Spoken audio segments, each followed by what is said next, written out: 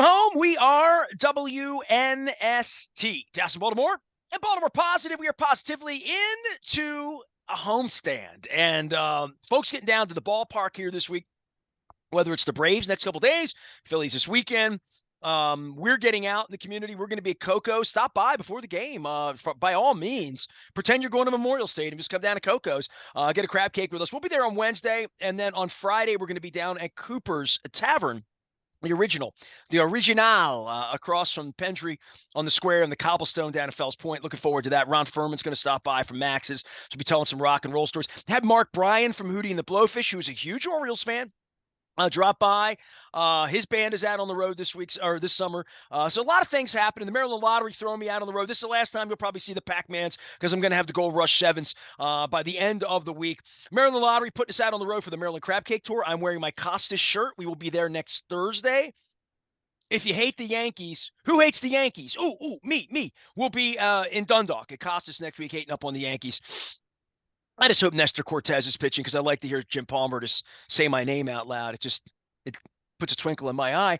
Our friends at Liberty Pure Solutions keeping our water clean, as well as Jiffy Lube Multi-Care putting us on the road. And I would be remiss if I didn't say that when Luke Jones joins me at 5 a.m. to do these segments after laboring deep into the night with Orioles baseball when the games end at 9 o'clock, it's sort of perfect for me becoming a senior citizen and getting my AARP. It is nice to wake up with coffee in my Cole Roofing mug, courtesy of our friends at Royal Farms for keeping it real fresh and real fast. And I don't have any fried chicken to hold up at this point, but I do have some delicious cookies here from the Woodley Bakery. So there's a free plug for you guys at Woodley because your chocolate chippers are good. What's going on, man? They don't lose, do they? I mean, they never lose. I mean, I don't know how often we said St. Louis, but that was so 2 weeks ago. This is an amazing baseball team. And as a guy standing locked out watching it on TV, you're there. You couldn't be there Tuesday night. Your sister's going to be giving birth to another little Jones papoose for you. But this is an exciting thing to have this team come back playing baseball like this. And look, the Phillies fans are going to fill it up this weekend. I don't have any doubt about that. But this team's great. I mean, and they need to be, right? Because the New York Yankees aren't losing games either. I mean, that's really what we're talking about here. I mean, we're talking about, the Orioles now are 22 over, 667 winning percentage, and they're in second place. And it really just speaks to what kind of division race this is. So I think it's really a credit to them on Tuesday when you kind of consider the variables. And we talked about this a couple days ago, but you finished this AL East road trip, one stop in Toronto. And of course, they were down in St. Petersburg. A weird wraparound weekend series that ended on Monday night, not Monday afternoon. Keep in mind, the Braves had been in D.C., so they actually enjoyed some rest and relaxation in Baltimore, and we're waiting for the Orioles to return to town. You get the bad news about Danny Coulomb going to the IL, and we can certainly talk about that because that's a concern depending on the severity with left elbow inflammation. This pitching staff's overworked just from the sense of not having off days. And lo and behold, they go out there against one of the best pitchers in the National League, left-handed pitchers in Max Fried. And Jorge Mateo comes off the IL, 3-run homer. Albert Suarez gives them another really rock-solid start.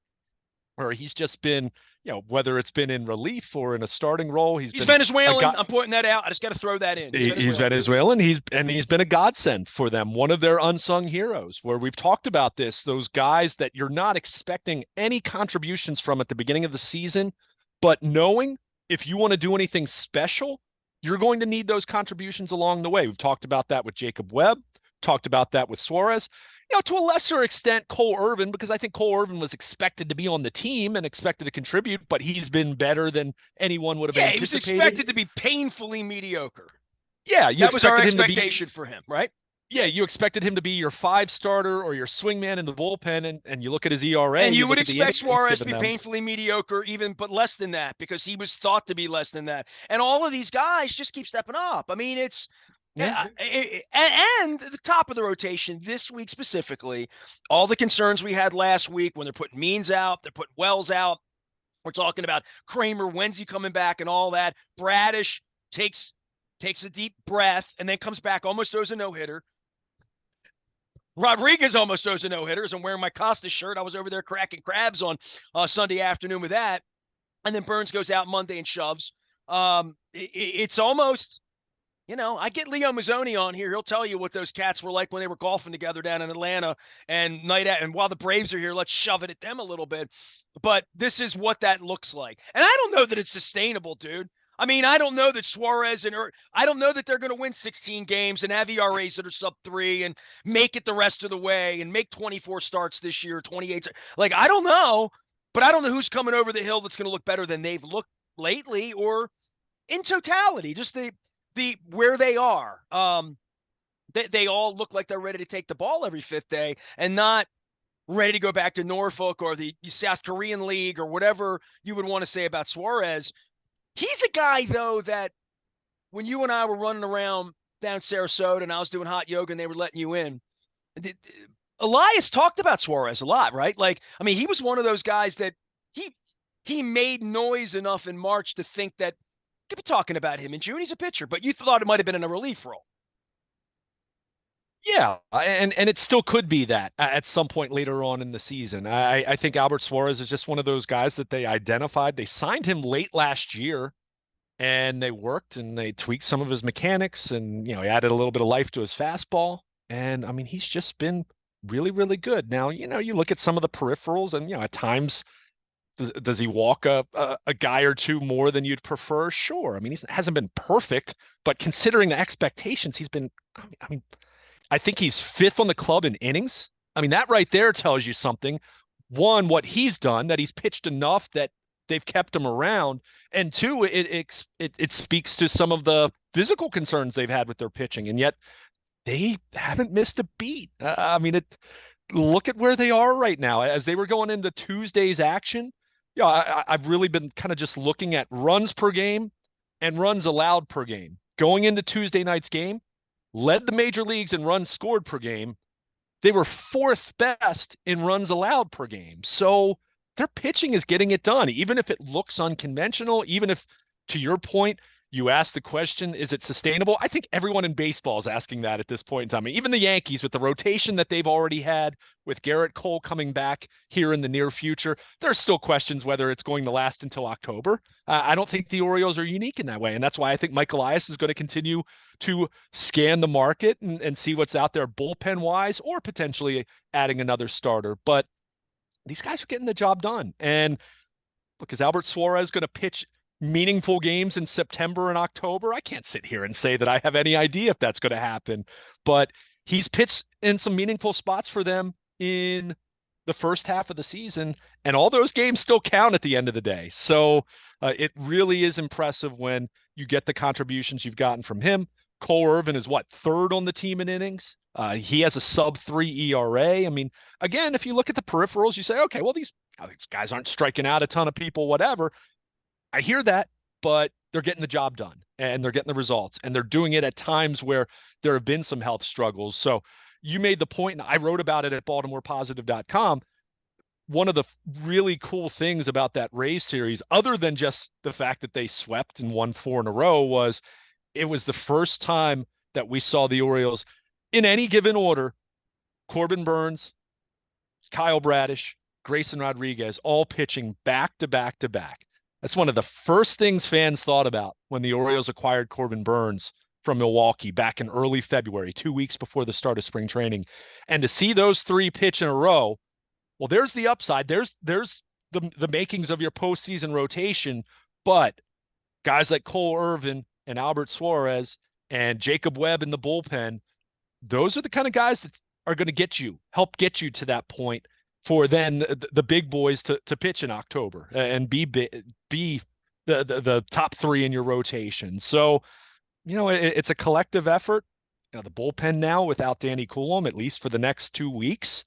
You hope it's not more severe than that. Brandon Hyde was non-committal about it. He said he's undergoing some testing. They're hoping for the best. He kind of felt it in his elbow when he was playing catch the final day in St. Petersburg. So, that would be potentially a big loss, because we know how big Danny Coulomb has been in that bullpen the last 2 years. But in the meantime, you keep playing the games. You don't stop the season, right? It truly is next man up, as much as that expression is become such a cliche to the point where it annoys me, but there's truth to it. You're not going to stop or pause the season. So that's why it's just that much bigger when you get Albert Suarez going out there and throwing, getting into the sixth inning and not allowing any runs. It's that simple. I mean, again, the walks, the pitch count got him a little bit at the end, but he pitched well enough to throw 97 pitches early in the season when they first call him up.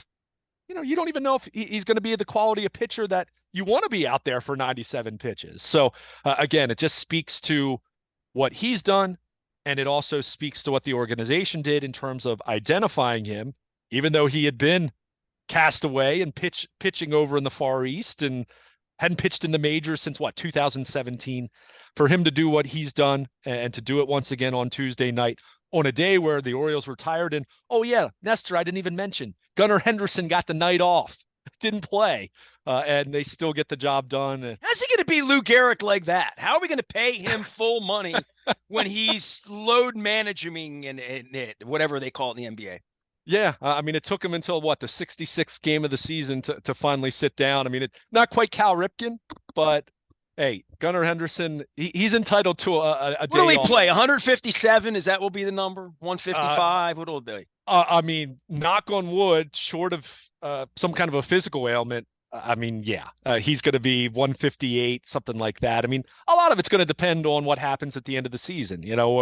Where are they with the division? Where are they with the wild card? All of that. If they're in a position where they clinch and they can't improve their standing with 3 days to go, he'll probably take 2 games off then, right? So, but yeah, all these factors that we talked about, Tuesday was not a game where you look at it on paper and say that the Orioles had their best shot of winning, and they go out and win a ball game, and they win a ball game relatively easily. So it goes back to your original point. This is a really, really good baseball team, and just seems like we talked about all last year that they hit some bumps in the road and they either just overcome them or they rebound very quickly. And we've seen that now after the ending of that Toronto series where they dust themselves off and now they've won 5 straight again.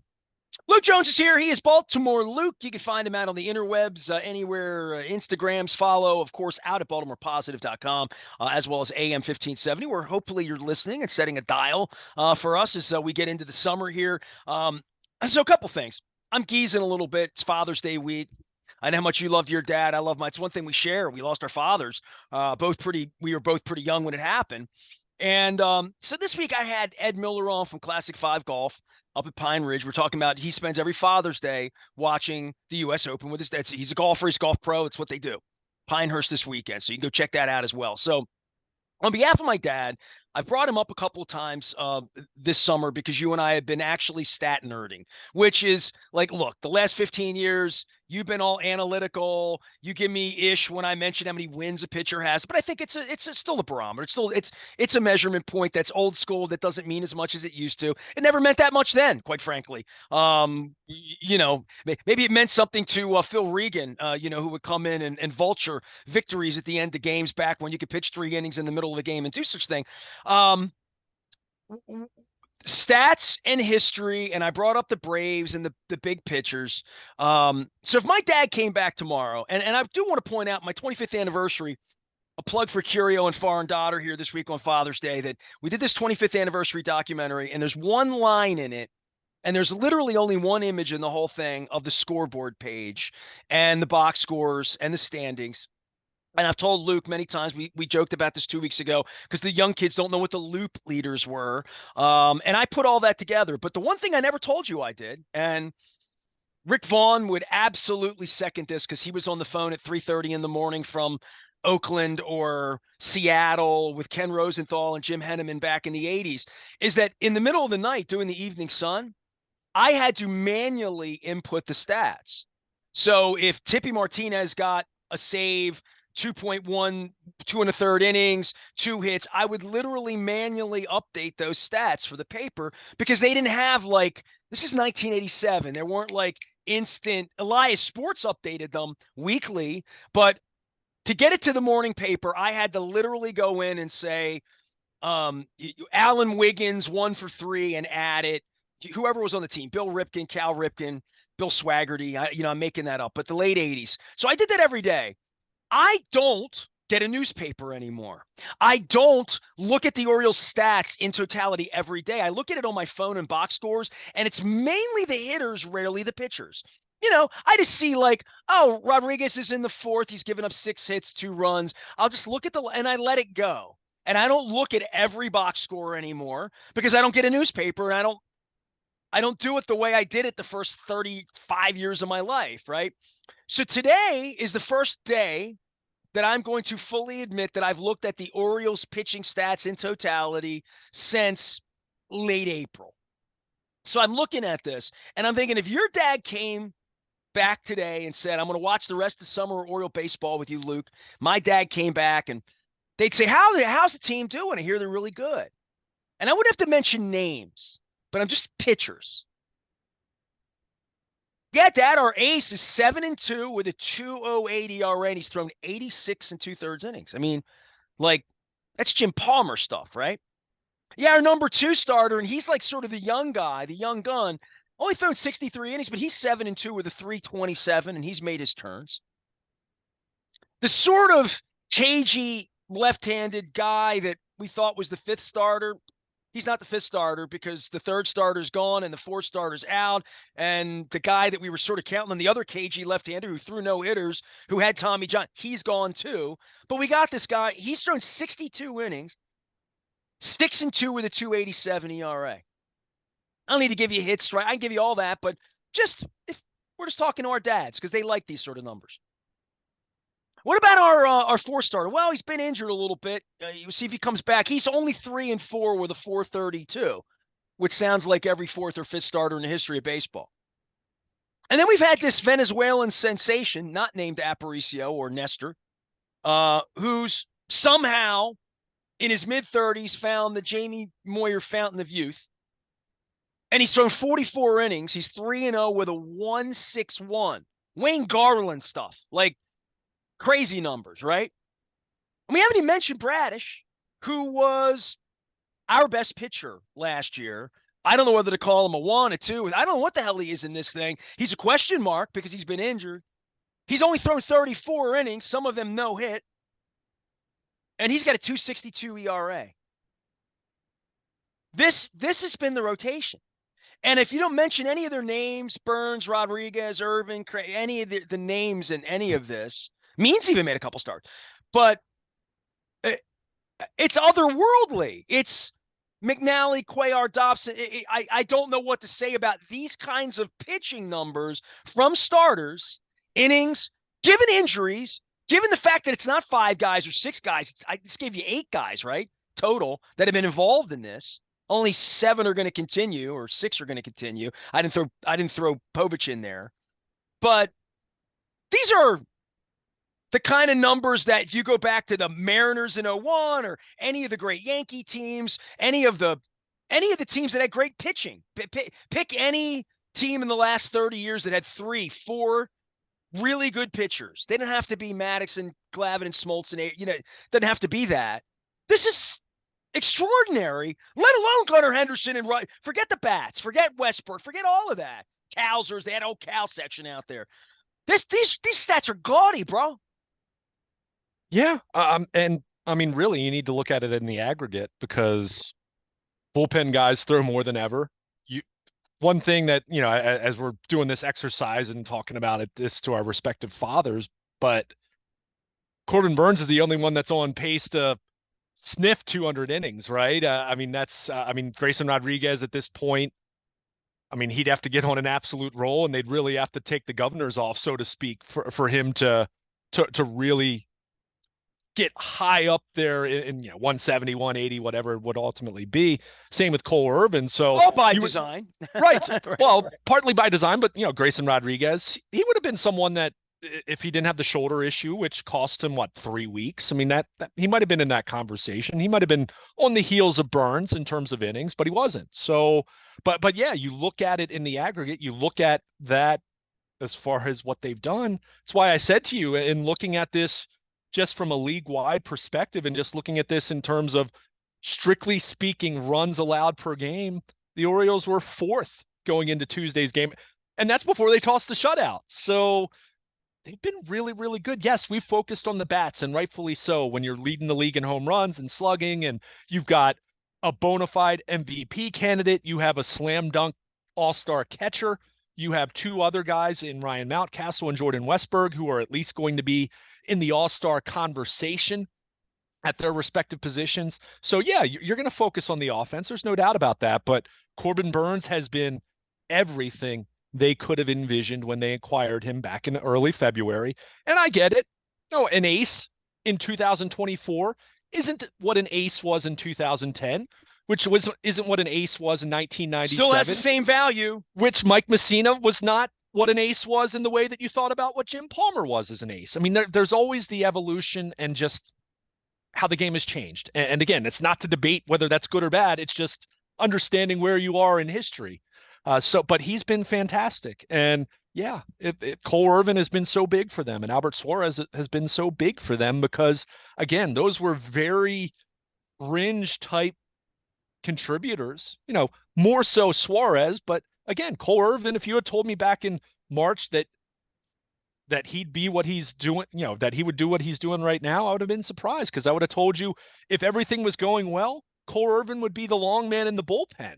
If John Means and Kyle Bradish were both healthy and not just one of them, and Tyler Wells was still in the mix. Again, I thought Wells would have been a bullpen guy over the long haul of the season, but for Cole Irvin to do what he's done, and look, in terms of real time, is he actually their number 3 starter? No, of course not. You'd still, it'd be Burnes, Bradish, Rodriguez in whatever order you want. But in terms of innings, in terms of contributions, in terms of consistency, in terms of think about that stretch a few weeks back where he was actually in the bullpen at the start of this long stretch with no off days or very few off days. And, he had a period of time there where he didn't know when he was going to throw. And yet he seamlessly has moved back into the rotation and has pitched really well. I mean, these are things that you can't take for granted, especially in this day and age, especially understanding the fragility of pitchers' health being at an all-time high. When you have guys that can do that, one, you want to take care of them as much as you can, and that's why they've gone to a 6-man rotation. That's why they pushed Kyle Bradish back a couple days last week, even though that created some fan angst. I think they knew what they were doing there, and we'll see if Kyle Bradish or any pitcher holds up over the long haul. That's what makes this so it can make it so fleeting. That's why I enjoy this, because you just don't know. And we've talked about the example of what the Rays have become this year on the heels of all the pitching attrition and injuries that they endured last year. You just don't know. But in the present and where we are right now, which is approaching mid-June, I mean, we're 2.5 months into the 2024 season, their pitching's been terrific. And it's not going to get any easier. Case in point, with the Phillies coming to town, and then they're going to the Bronx next week, not having Danny Coulombe against some of those left-handed hitters you're talking about those two teams having, that's going to be a challenge, and that's just hoping for the best case scenario of Coulombe just missing 15 days and being back. I mean, we don't know. We'll have to see what the testing looks like, but this team just finds a way, and it's such a credit to their talent and to their makeup. I looked at this the other day. I said it, anytime they have a rough patch and you start to wonder, it starts to feel like the boat's starting to teeter or rock just a little bit, they right themselves so quickly. I mean, they have one 3-game losing streak all year. Now, that was the 3-game slide in St. Louis. But I think I went back and looked. I think they've only lost 2 straight, I think 4 other times all year. We're rapidly approaching the midway point of the season, and they've been that consistent. And we talked about that all last year, and it's the reason why they were a 101 win team last year. So, this is very rare. I made the point to you a few days ago when we were talking about where this team stacks up in terms of past Orioles teams in the regular season. October's a different conversation that we'll have when we get to that point. But I mean, you go back to 79 and 80, you go back to 69, 70, 71. I mean, that's what we're talking about here. This team, at least from a regular season standpoint, the kind of success they're having right now, the kind of pace that they're on right now. And I mean, So I don't need to tell you, that's a long time ago. So it's a Well, lot of fun. one thing I was going to say to you on the stats side with the pitchers is that you like that fancy WAR stat, right? Wins above replacement, right? Replacement being the key word. Yeah. And when you start to take Batista innings out, you start to take Means innings out, you start to take Wells innings out, guys that they thought this time last year or over the last couple years, they've sort of waited on Means, believed in all of this, and you're going to replace those innings with a junk left-hander, Irvin, with it never has been 30 something, been all over the world, right-hander that's right out of the major league, casting, uh, central casting. And you're going to put these guys in, and then you're going to have a guy who's got some arm problems, who was your number one last year that you're worried sick about, that you're going to try to make it go, without cutting on him. And and then Means goes, Wells goes, and you're like, Kate Povich is pitching. And by the way, ERA, a little gaudy. I hope he gets it down. By the time you're listening on Thursday, I hope it's at least 3 digits at this point. We trust that it will be, but um, he's the next one to step up, right? I mean, all of these guys are going to get the ball, and these are it's above replacement innings. These are innings to replace what they were counting on Means to do, what they were counting on Kramer to do, and to your point and my point, how could it be any better?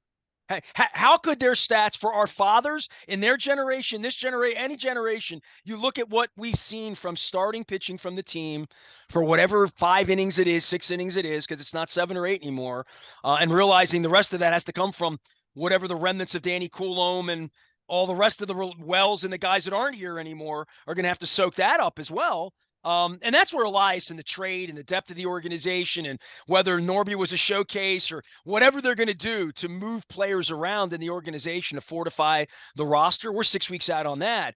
But the starting pitching, that would have been a lot more bleeding to be thinking about, oh my God, Irvin's terrible. This kid Povich can't do it. We lost Bradish. I mean, like all of that's still on the table for July or August. That's all possible. But from where I sit here the first 9-10 weeks of the season, it's remarkable. The starting pitching they've gotten, to your point, where I said to my wife, we're watching the game, like, this team's so good. This team's, I always say that. And I'm like, we've almost taken for granted real quickly because there just been years and years and years where they haven't had anything resembling anything like Corbin, like any of the top 3 guys, like any of these guys. One Bedard once for a minute, they just haven't had this kind of pitching organizationally. Even when they were good in 12 and 14 and 16, it wasn't like this. Yeah, I mean, they never had the upside in their rotation that they have with those top 3. And I'm including Bradish in the top 3, understanding he hasn't pitched as much, but we have enough of a sample size to know that if Kyle Bradish is healthy, he's a terrific pitcher. I mean, his strikeout rate is up this year. I looked at it. I get it. It's a very limited sample. You're talking 34 in the third innings, but his strikeout rate, where it stands right now, which is 12 something, it would lead the major leagues among qualified pitchers. I mean, that's how good his strikeout rate has been. So the stuff has been outstanding. It's just a question of, okay, is the elbow sound? How's he recovering? How's he feeling? How's he doing throwing a bullpen in between starts? And again, that's why we talked about with this 6-man rotation and what they're trying to do here. If you need to give him a couple extra days, you give it to him. And that's why I said to you, I think I said it before Burns threw 7 innings once again down at the Trop on Monday night, that if Corbin Burns needs an extra day or 2 at some point in time, you have to do it. I mean, you just have to do it. Well, when you're 22 games over 500, you don't have to win every night. And this is where the pennant race part of being number 2, and every time you bring up we're chasing the Yankees, all I think about is 1980 because I was 11 years old and we couldn't catch them, we couldn't get in, and you win 100 games and you're really good, better than everybody except them, and you don't get to play in October. That's not the case, and Right. there is a point for me with Bradish where I think it's bubblegum and paper clips at this point, and any thought Elias isn't thinking he's getting 28 innings out of Bradish in October and winning the World Series. I mean, I don't know that he thinks like that. I think he's thinking more along the lines of, we need Kyle Gibson, and now I lost my left-hander. Now I got to go get a BJ Ryan, Andrew Miller kind of left-hander, and I still need another right-hander to do whatever we thought Wells was going to do because we're not really sure we got that guy. And so, I mean, I still think they're going to add 2 or 3 pitchers. That's June 12th is my day we're recording this, Luke Jones, even if they hear it on the 13th or 14th. I believe they will deal for a starting pitcher. I believe they will deal for a left-hander. I believe they'll deal for a right-hander unless they find something here. Right. Unless Povich becomes the greatest thing ever and fits right in, because I don't think they can trust Bradish's arm, and I don't think you can. I'm not being disrespectful to my Venezuelan brother because, whistling ears would have me, but I don't know that the Suarez and Irvin experiments that we're going to get the stats I just gave our fathers a minute ago. For father, I don't know that we're going to get that out of the next batch, the next sample size. I don't know that I'm going to be sitting here in August and we're going to have sub-3 ERAs on those cats. I can't count on that, especially with the Yankees bats coming there. We're just getting into playing every day. All the things we've talked about. This pitching thing's very, very fluid, bro. And we're going to Yeah, be talking about it every other day all summer. it is. But again, I don't say this to be flippant about it because I agree with you. Every team's talking in those terms. I mean, they really are. Okay, the Yankees have a better starting rotation than the Orioles right now. I don't think I'm talking out of turn or being disrespectful to the Orioles in saying that, but I think they do. But at the same time, any team that's out there, I mean, look at the Braves right now, Nestor. I mean, just as we're in the midst of this series with Atlanta, what the start, Wednesday night starting pitcher was listed as Spencer Schwellenbach. That's not Spencer Strider. I mean, seriously, I can't get a more blunt example than that in terms of just how fleeting this can be, where you lose your guy. I mean, to your point, talking about guys like Suarez and Cole Irvin to a lesser extent, but still, again, Cole Irvin exceeding expectations at the very least. Who in this rotation right now do you expect to continue doing what he's doing right now?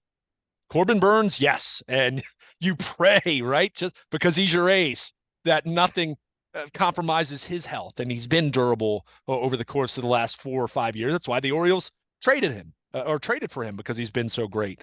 Grayson And keeps this Rodriguez, up. This is why they would have to consider giving him $150 million.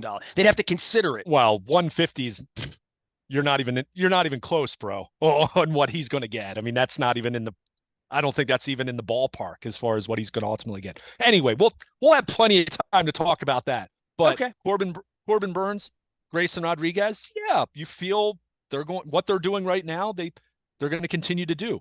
Bradish, it's all about health. It has nothing to do with his ability at this point. Bradish is phenomenal. He's absolutely one of the best pitchers in the American League. He proved that last year, and for him to come back after the sprained UCL and the uncertainty, and I don't know if he's going to make it to October. I don't know. No one knows that right now. But he's been terrific when he's pitched. I mean, there's been nothing diminished about him. Maybe the command hasn't been as on point as last year. Does that have anything to do with the elbow, or is it just that he had a disrupted spring and start to the season, which really matters, as we've seen with the likes of a Jordan Montgomery, who didn't have spring training, and look at how he's doing this year. I mean, that routine really matters. Put the health part aside, routine really matters for starting pitchers. But he's been outstanding. So I have no idea. I can't sit here and predict the future on any of these guys. But to your point, when you're talking about Suarez, when you're talking about Cole Irvin, Cade Povich, who knows? I want to see more from him, but it's got to be better, right? We talked about it. His first start, aesthetically, the box score, it looked really ugly. But I think if you actually watched the outing, I thought there was a lot to like, except for a couple pockets of that game where some command and a couple bad pitches to Vlad Guerrero Jr., which, by the way, he's been on fire the last 6 weeks. Other than that, there was a lot that I actually liked about him. So we'll see how this looks. But I'm in agreement with you in terms of I don't see Mike Elias standing pat, or I don't see Mike Elias letting the trade deadline pass and the best you're doing is Fujinami and Jack Flaherty this time around. I think you're going to need to fortify. And keep in mind, Dean Kramer, every expectation, he's throwing bullpens. He's going to be going on a rehab assignment soon. It's a triceps issue. It's not his elbow. It's not his shoulder. all indications are they fully expect him to come back. So he's going to fit into that picture somewhere, and that will certainly help. But yeah, you can easily persuade me to get on board in terms of adding another pitcher. Now, I'll say this much. You laid out the scenario of Mike Elias not necessarily expecting Kyle Bradish to be there come October, which I don't think he's necessarily thinking that, but I think you certainly have to plan for contingencies, right? You need to have all those contingencies in place. So the idea becomes if Kyle Bradish does run into health concerns, or if it's Rodriguez, like, I mean, let's just throw out the different contingencies that are out there, then yeah, you do need to aim higher in terms of adding another rotation piece. But for me, where things stand right now, I don't think it necessarily needs to be a guy that you say is, oh, he becomes our number 2 starter or he becomes our number 3 starter. You need someone who can give you innings and competitive innings and a chance to win every time go out there. And I've just used Kyle Gibson as an example. That kind of a guy. Is that something that would, at a minimum, be attractive to them by the trade deadline to navigate the final 2 months? Whether you're talking about the division, whether you're talking about having a wild card spot clinched, however it shakes out. Sure, no question. And again, on the bullpen, especially now with Danny Coulomb and the uncertainty there, they're going to have to add a couple bullpen arms. And I say that with no disrespect to what they have out there, but let's face it. Let's call a spade here. And I'm not trying to diss them individually, but when Brian Baker's your replacement for Danny Coulomb, you need bullpen help in terms of not immediately, but in terms of thinking about September and October and what you want to have in the back end of that bullpen. And as I said to you, it's not just about Craig Kimbrell. It's not just about missing Felix Bautista. It's not just about Yennier Cano. It's not just about Danny Coulomb and whether or not he's going to be back and healthy and as effective as he's been the last 2 years. It's about having multiple guys that you really, really trust. I was having this conversation with someone the other day, a big Orioles fan, someone who really knows baseball. And we were talking about the bullpen. And by and large, the way I would describe the Orioles bullpen, and look, statistically, the bullpen is way better than people give them credit for. You see fans and people with angst on social media, you would think they have the worst bullpen in the league. And far from Oh, man, you go through and see the ERAs are all sub 3, sub 4. I mean, they've been equally outs. They don't blow a lot of games around here. I mean, the peripherals, would you like them to miss more bats? Would you like them to strike out more people? Would you like the inherited runner percentage to be a little bit better? Yeah, no question about that. It's not even close to being the best in baseball either. Let's be clear about that. But the overall description, my qualitative description of this bullpen is I think they've got a slew of guys that you feel really good about in 6th and 7th inning roles, right? Middle relievers, guys that, okay, hey, 6th and 7th inning, close games, those are really important innings too. Let's be clear. But you have a slew of guys that I feel really comfortable using in those spots. However, when you're talking about a 1-run game in the 8th inning and the 9th inning, that list that I really fully trust that's going to get the job done, it's short. It's much shorter there. And look, that's a lot of teams. Let's be clear about this. Now, not everyone has the kind of bullpen that Cleveland has, or talking about the Yankees with what they've had with Clay Holmes and some other guys in their pen. But that's where I look at this thing and say, can you add 2 relievers that one is a guy that has either had some experience closing or is at least very capable of doing that on nights where Craig Kimbrell either isn't available or looks a little off or Yennier Cano's not available. And do you have another? You want to go top shelf with that acquisition. I want. So you're looking for a 4th starter, a Gibson starter, and a legitimate step up to where we get somebody else, a bad team's closer, is what you're asking for. Yeah, on a simplistic level, yeah. That's kind of what I'm looking for. And then another reliever that maybe isn't quite that. Left-handed? If Coulomb's not coming back, sure, yeah. Okay. No doubt. And keep in mind, Danny Coulomb got right-handers out too. We have to think about lefties differently now because they can't go 1-to-1. Right. There's no longer that loogie. Right. Yeah. What Brian Mattis was for the Orioles a decade ago, that left-handed 1-out guy, that doesn't exist anymore. So you need to have some lefties who can at least be competitive against right-handed hitters, even if you're going to look for that pocket in the lineup that might have 3 out of 4 batters that are swinging from the left side. So, but the other arm would be a lefty. And okay, maybe he's not a guy that I feel great about pitching in the 9th inning, but he needs to be a 7th and 8th inning guy, a guy that's higher leverage. So, I mean, that's what I'm looking at here. And let's be clear, Nestor, that shopping list right there, that's not going to be cheap. Now, I'm not saying you're going to have to trade Jackson Holiday for that, but you're going to have to give up something meaningful in your system to get that, a couple meaningful pieces in your system. But you just look at the makeup of this team. You look at where they stand. You look at the fact that, I mean, Gunnar Henderson's having an MVP season. Adley Rutschman is having a fantastic season. The number of guys top to bottom in their lineup that are just, I guess, aside from Cedric Mullins, because, hey, even Austin Hayes had 3 hits on Tuesday night. And good to see him back in the lineup and continuing to swing the bat much, much better. But, you just have such a great opportunity here. And you don't want to gut your farm system, but at the same time, we've talked a lot about this farm system and the guys that are at AAA right now who, whether you're talking about Norby, whether you're talking about Heston Kjerstad, Kyle Stowers when he's been sent down at various points over the last couple of years. I mean, you have guys that are ready to contribute either in Baltimore or somewhere else. So use that, use some of those prospects to go out and augment this 2024 team. And let's be clear, you can go out and get a couple relievers who have team control beyond this year. It doesn't have to just be a rental. It's not every trade has to be what Corbin Burns was, which was a rental, albeit an ace rental. So go out and augment. So it really, we'll see what happens. And I feel like you could make a trade today. You can make a trade 2 weeks from now, or it could be 6 weeks from now, but they're going to have to add a couple pieces. I don't say that with the thought that this team isn't good enough as it's presently constructed.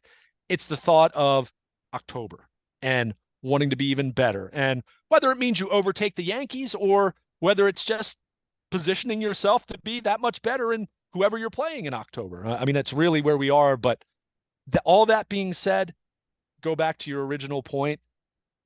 This team deserves all the credit in the world because, especially from the pitching side of things, and even the hitting, with Jackson Holiday not working out immediately the way they thought it would, but especially on the pitching side with some of the challenges they've had, for them to pitch and perform the way they have in a division where the Yankees have just been on fire really since early May. When you really look at the record since these teams played at Camden Yards, which is now 6 weeks ago, and to think where they are, but the Orioles are right there. Especially when you look at the loss column, having played a few less games. I mean, it's fun, and it's going to continue to be a really fun summer. And we'll see what happens in the Bronx next week. This weekend's going to be fun with the Phillies coming to town, and just knowing that could potentially be a 1983. What the hell are we doing next week that's keeping us out of New York, you and me? I mean, seriously. I mean, are you playing the role of Uncle Luke now? I mean, what's going on here? We should get on a bus and go up to New York on Tuesday and Wednesday. Let's go. Let's go to the Bronx. Let's do it. You're springing this on me last minute here, but I mean, it's going to be a big series. I mean, this is. Well, I got to be in Costas at 1 o'clock on Thursday, but I don't want to miss big games in the Bronx. Let's go. This is gonna, this next week, and even include the Braves, although they're certainly not playing as they have the last couple of years. I mean, look at some of their injuries. Can I say this? We play in New York September 24th, 25th, and 26th, just to put that. Just file that after the Ravens play the Cowboys in week 3. It doesn't matter, Luke. Look, we'll fight about this in September about winning the division and all that. But it does, but it doesn't. You just said it. It does matter. You do want to be the number 1 seed if you can do it, or the number 2 seed if you can do it. Until you sit home and ice yourself, and then you can't pitch or hit 3 days later. But the alternative is you have one of these teams like Arizona last year, who isn't all that good, but they get hot over the last 2.5 weeks of the regular season. They come into Camden Yards and they beat you twice in 30 hours, and your season's over, even though you were 15 games better than that team in the regular season. So you can look at it either way. Your point is well taken, though. This isn't 1980 in the sense of If you don't win the division, you're going home. So yeah, Well, that's why I can't get all geeked up to go up to Yankee Stadium next week to get Tuesday, Wednesday games in June, because there'll be a big deal if we win 3 of them. oh yeah, exactly. I mean, and if they're in first place, then you'll be saying, "Oh, love always Man, what wanted a the good time division." we had in New York. Wasn't that I mean, something up but there, it's huh? fun. It's fun because both these teams are really, really good. There's always a sense of thinking that your opponent, like that you fear them, or there's none of that. Let's be clear about that. But both these teams are really good, and that's why any of these, you don't play them 19 times anymore.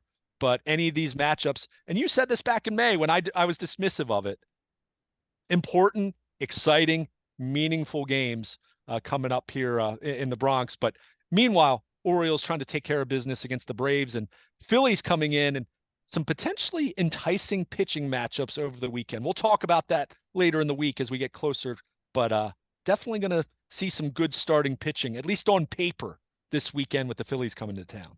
Well, thinking about it is I ain't seen the Braves play a game all year. The Braves are in town. The Phillies are coming this weekend. Bring the cheesesteak eaters down here. I didn't make it to see the Stones the other day, but I did spend some credible time in Philadelphia over the weekend with Thomas Conwell and the Young Rumblers. So they'll all be coming down. Sold out Saturday. So $80 to sit in the bleachers on Saturday night. You know the Phillies are bringing those cheesesteaks and those pretzels down here. So you'll see the red around town. You will see the planes up in the sky. It is Maryland Fleet Week this week. We've been promoting that. We'll be at Cooper's Tavern in Fells Point on Friday. I probably won't be giving away the Pac-Mans. I'm going to have the Gold Rush 7s by the time we get here on Friday, thanks to Roz and John at the Maryland Lottery. We're going to be Coco's on Wednesday with Rasig and Max Weiss.